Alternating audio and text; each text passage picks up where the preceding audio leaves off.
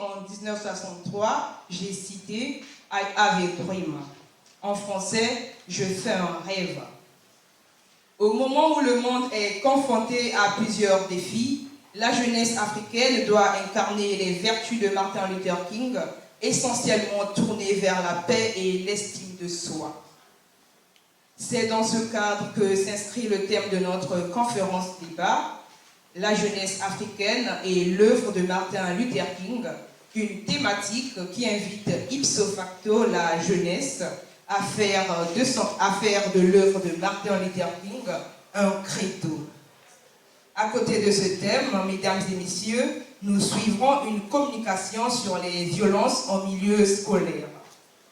Ainsi dit, mesdames et messieurs, voici comment se présente la trame de notre cérémonie. Vous aurez à écouter en premier lieu le mot de circonstance qui sera lu par M. Darcy Masengo. S'en suivra une animation culturelle avec Dixon et on rentrera dans la phase des exposés. Le premier, c'est avec M. Arnaud Ludovic Banguissa sous le thème « La civilisation afro-américaine, quel regard en Afrique ?» Puis viendra le deuxième exposé avec M. Darcy Masengo sous le thème « La jeunesse africaine et l'œuvre de Martin Luther King ».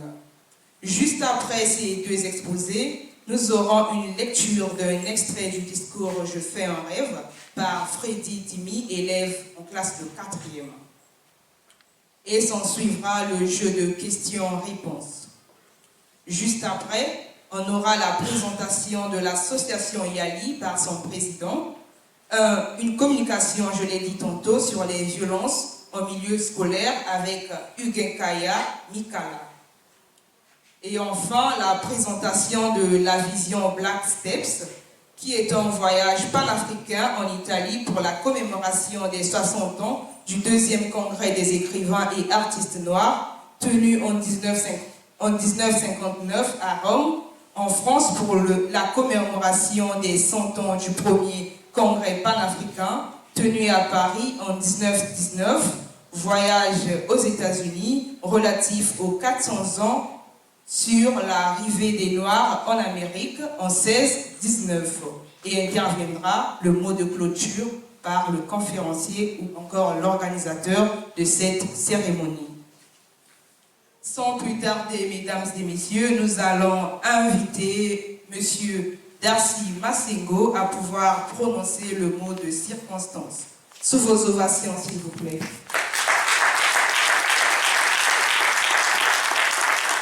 Merci.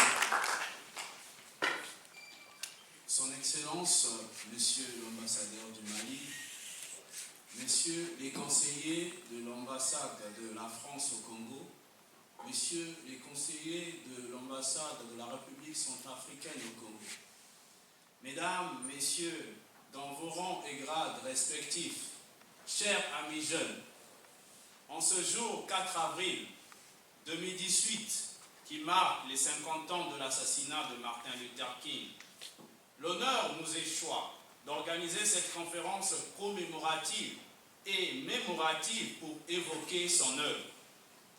Martin Luther King Jr. disait « Nous sommes descendants d'Africains. Notre héritage, c'est l'Afrique. Nous ne devons jamais rompre ce lien. Les Africains non plus. » Fin de citation. Cet espace du donner et de recevoir nous permet de ressasser l'histoire du peuple noir en général et celle de l'Afrique en particulier, autour de l'œuvre du jeune pasteur Martin Luther King Jr. La population de l'Afrique est majoritairement jeune. C'est un atout, c'est une chance, mais c'est aussi un grand défi. Les chiffres éloquents font plutôt froid au dos dans l'instant. La population africaine, en effet, va passer de 1 milliard 6, de personnes entre 2010 et 2030 pour atteindre 19% de la population mondiale à cet horizon. En Afrique de l'Ouest, comme en Afrique centrale, les moins de 25 ans représentent déjà 64% de la population. Une classe d'âge frappée par un chômage moyen de 60%. Le fait est bien connu. Ces jeunes sont confrontés à des problèmes d'accès à l'éducation, l'emploi et les soins de santé, ce qui pousse certains à se radicaliser. La jeunesse africaine est l'avenir du continent africain. Et pour cela, elle a nécessairement besoin d'être guidée dans tous les aspects de la vie.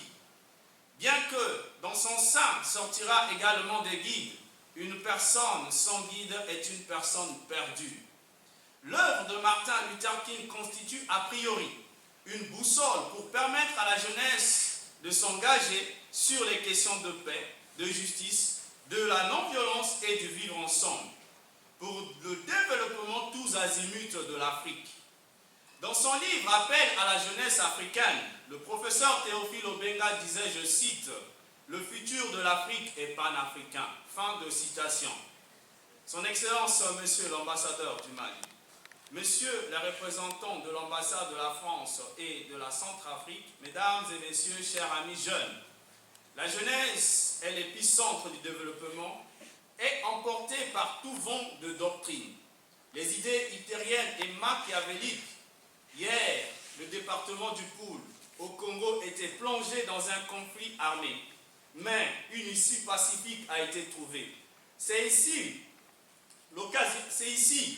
l'occasion de saluer et de soutenir les accords du 23 décembre qui ont mis fin aux hostilités. Et nous exprimons notre entière solidarité aux populations du Poul.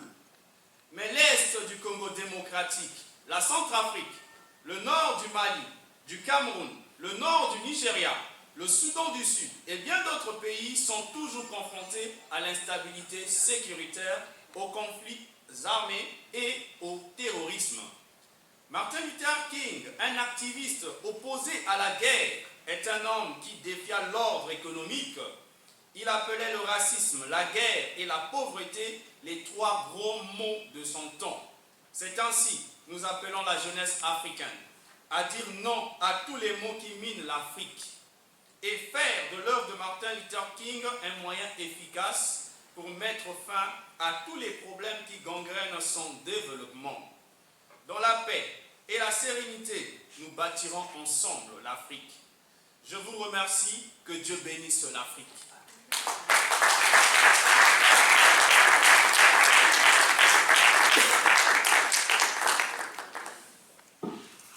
La jeunesse africaine est appelée à prendre conscience. C'est ainsi que j'appelle Dixon